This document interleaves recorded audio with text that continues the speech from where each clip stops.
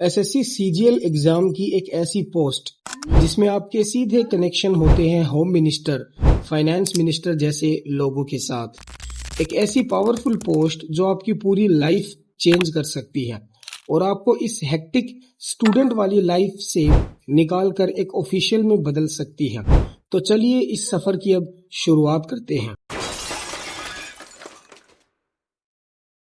हमारे चैनल पर 515 subscriber complete हो चुके हैं। अभी हमें 1000 तक जाना है। प्लीज आप लोग जो है चैनल को सब्सक्राइब करें। आपका एक सब्सक्राइब मेरे लिए बहुत वैल्यूएबल है। प्लीज सब्सक्राइब करें। देखिए, बेसिकली जब हम किसी पोस्ट को प्रेफर करते हैं तो हम ये देखते हैं कि वो पोस्ट हमारे लिए सूटेबल है या नहीं। ये पोस्ट ग्रुप बी की नॉन गेजेटेड ऑफिसर की पोस्ट है। पे लेवल 7 है इसका और ग्रेड पे 4600 है, यानी ये काफी अच्छी पोस्ट है। डिपार्टमेंट की बात करेंगे तो सेंट्रल सेक्रेटरीट के गवर्नमेंट के जितने भी अंडर मिनिस्ट्रीज हैं, चाहे वो गृह मंत्रालय हो, फाइनेंस हो, चाहे वो रेलवे हो, कोई सा भी मिनिस्ट्री अगर हमारा है तो उसके अंदर इसकी जॉब रहती है।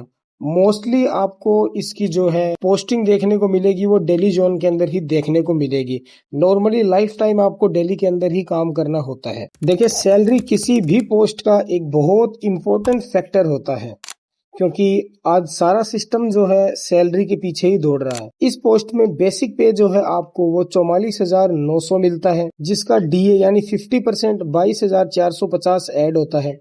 एचआरए दिल्ली में रहना है तो हम दिल्ली को बेस सिटी लेकर चलते हैं, जिसमें एचआरए आपको 27% यानी 12,123, टीए 3600, डीए ऑन टीए 1800। तो इस तरीके से टोटल जो ग्रोस आपकी सैलरी बनती है वो 84,873 से लगभग 90,000 के आसपास बनती है। डिडक्शन होते हैं, उसके बाद 8-10 हजार रुपए आपके कटते हैं।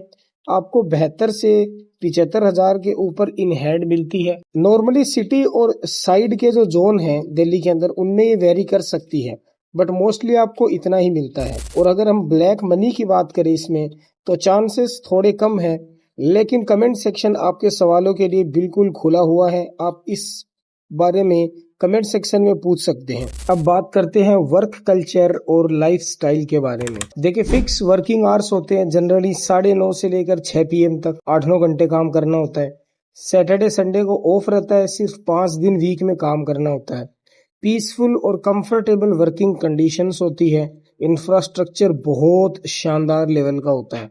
Opportunities to work closely with top level bureaucrats, top लोगों के साथ आपको काम करने का मिलता है। और स्ट्रेस ऑल पोस्ट के कंपैरिजन में सबसे कम होता है, क्योंकि इसमें वर्क का बहुत ज्यादा लोड नहीं रहता आपके ऊपर। अगर ये पोस्ट हमें सीजीएल के थ्रू मिल जाती है तो हमें काम क्या करना पड़ेगा। So let's talk about job profile. आपको फाइल वर्क करना है, ड्राफ्टिंग और नोटिंग का काम करना होता है, रिपोर्ट्स को तैयार करना होता है, ऑफिस मेमोज जो होते हैं वो बनाने होते हैं, कोऑर्डिनेशन करना होता है डिफरेंट मिनिस्ट्रीज के बीच में, कि फाइनेंस मिनिस्ट्री से कोई बिल निकला और होम मिनिस्ट्री उस पर क्या रिएक्शन देगी, वो सारी फाइल्स आपने तैयार करनी होती है। पार्लियामेंट्री वर्क हैंडलिंग करना होता है आपको, कि पार्लियामेंट से जुड़े कुछ काम होंगे। मोस्टली क्लेरिकल वर्क होता है, डेस्क जॉब होती है, और जो आपके हायर ऑफिसर्स होते हैं उनको असिस्ट करना होता है। बेसिकली इसके अंदर प्रॉपर डेस्क जॉब है, इसमें फील्डिंग का बहुत कम काम होता है। अब हम बात करते हैं ऐसे कुछ बेनिफिट्स जो आपको इस पोस्ट पर ज्वाइन करने के बाद मिलते हैं। सबसे पहले आपको अपनी फैमिली का एजुकेशन मिलता है, वो भी अच्छी क्वालिटी का होता है।